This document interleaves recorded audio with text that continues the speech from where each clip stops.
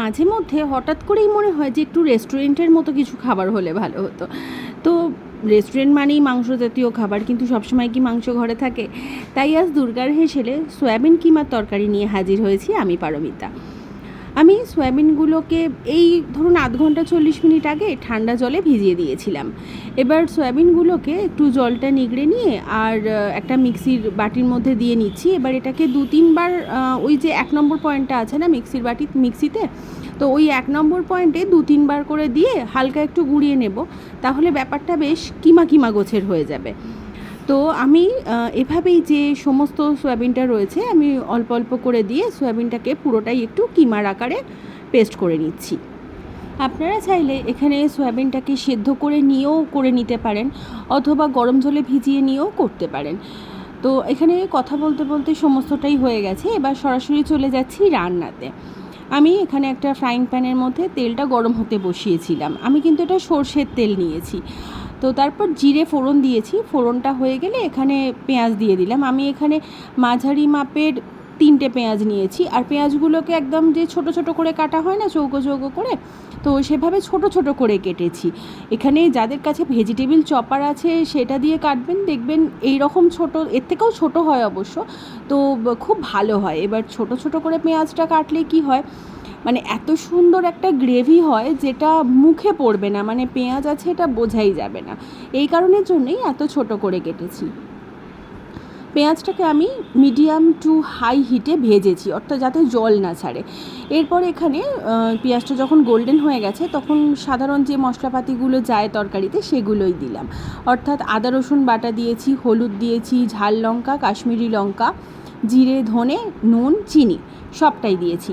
এবার সামান্য একটু জল দিয়ে নেব, তারপর মশলাটাকে ভালো করে একটু কষে নেব। এই জল দেওয়ার কারণটা বলি, এখানে তো শুধুই তেলের মধ্যে পেঁয়াজটা ভাজা হচ্ছে, তো আবার হাই হিটেই বলা যায়, তো সেই সময় যদি মশলাপাতিগুলো দিই মশলাপাতিগুলো কিন্তু পুড়ে যাবে। সে কারণেই আমি অল্প একটু জল দিয়ে নিলাম, তাতে কি হলো টেম্পারেচারটা একটু কমে গেল, আর মশলাপাতিগুলো জ্বলে যাওয়ার ব্যাপারটা আর থাকবে না। তো মশলাপাতিগুলো দেখুন নাড়াচাড়া করতে করতেই কিন্তু তেল ছেড়ে দিয়েছে। এই সময় আমি এখানে টমেটো দিয়ে নেব। এখানে আমি বড় সাইজের একটা টমেটোকে কেটে নিয়েছি। টমেটোটা দিয়েও হালকা করে ভাজবো। এই মানে পুরো রান্নার মধ্যে এই যে কষা ব্যাপারটা এটাই কিন্তু মেন। এখানে আমি 1 চামচ মতো টমেটো কেচাপ অ্যাড করলাম। আগে যেরকম দেখতেন যে টমেটোগুলোতে বেশ একটা লাল রঙ থাকতো, এখন কিন্তু টমেটোগুলোতে অতটা লাল হয় না। সে কারণে আমি এখানে টমেটো কেচাপ একটু দিয়ে নিলাম। আপনারা চাইলে এখানে অল্প একটু টক দইয়ের ব্যবহারও করতে পারেন। তো আমি এখানে যেটা কষিয়েছি, এবার এই সময় গ্যাসের ফ্লেমটাকে আমি একটু লো করে দেবো, আর আরও একটু জল দিয়ে নেব যাতে টমেটো বা আদার্স যে মশলাগুলো আছে পুরোটাই রান্না হয়ে যায়। তো যখন হালকা একটু ফুটতে শুরু করছে এই সময় আমি এখানে কিছু মটরশুঁটি দিয়ে নেব। এটা কিন্তু সম্পূর্ণ অপশনাল, অর্থাৎ আমার বাড়িতে ফ্রোজেন মটরশুঁটি ছিল, আর এগুলো আমি ফ্রিজ করেছি একদম নিজের মতো, মানে ফ্রোজেন কিনে আনিনি কিন্তু। অথচ কেনা ফ্রোজেন যে কড়াইশুঁটিগুলো থাকে সেগুলোতে কিন্তু এত সুন্দর রঙটা থাকে না। বাড়িতে ফ্রোজেন করবেন কিভাবে, যারা জানতে চাইবেন আমি তাদেরকে জানিয়ে দেবো। এখন তো অবশ্য সিজনটা শেষ, কিন্তু এভাবে বাড়িতে ফ্রোজেন করে রাখলেও একটা বছর ভীষণ ভালো থাকে। আর সবথেকে বড় কথা, রঙ বা স্বাদ কোনোটাতেই কিন্তু তফাৎ হয় না। আর এই ব্যাপারটা দোকান থেকে কেনা ফ্রোজেন কড়াইশুঁটির মধ্যে পাওয়াও যায় না।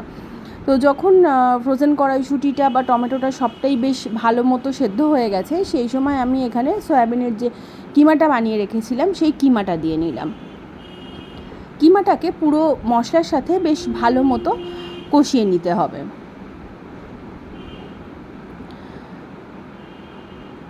এই পুরোটা কষানো হয়ে গেলে আমি এখানে জল দিয়ে নেব। যেহেতু সয়াবিনটা ভেজানো, সেদ্ধ কিন্তু নয়, তাই এখানে সয়াবিনটাকে সেদ্ধ করতে হবে। তবে যেহেতু ব্যাপারটা কিমা হয়ে গেছে তাই সেদ্ধ হতে বেশি সময় লাগবে না। আমি এখানে 1/2 কাপ মতো জল আমি দিয়েছি। এমনিতে দেখবেন সয়াবিনে বেশি জল হয়ে গেলে কেমন জলসা হয়ে যায়, তাই অল্প জলই দিলাম। গ্যাসের ফ্লেমটা লো রেখেছিলাম, দেখুন কতটা জল ছেড়ে দিয়েছে। এই সময় আমি এখানে বেশ কিছুটা কসৌরি মেথি দিয়ে নিলাম।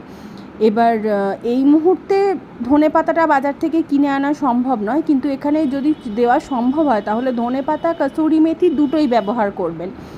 ব্যাপারগুলো পাঞ্জাবি স্টাইলের রান্না, সেই কারণে এই জিনিসগুলো আমাদেরকে দিতে লাগে।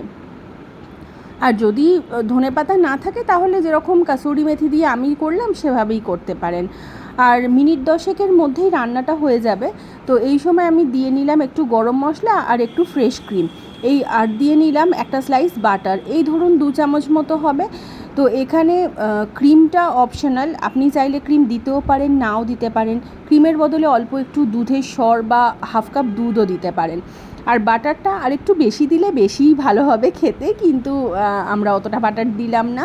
তো যাই হোক, সব কিছুটা মিশে গেল। এই সময় গ্যাসের ফ্লেমটাকে হাই করে দিচ্ছি, আর বেশ একটু কষা কষা মতো হয়ে গেলেই কিন্তু এবার অফ করে রেখে দেব। মিনিট 10 মতো অফ করে স্ট্যান্ডিং টাইমে রাখলে বেশ সুন্দর একটা তেল ছেড়ে দেবে রান্নাটা থেকে।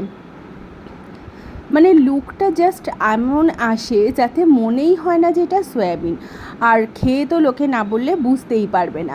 একদিন বাড়িতে অবশ্যই ট্রাই করুন আর আমাকে জানান যে কেমন লাগলো। অপেক্ষায় থাকবো।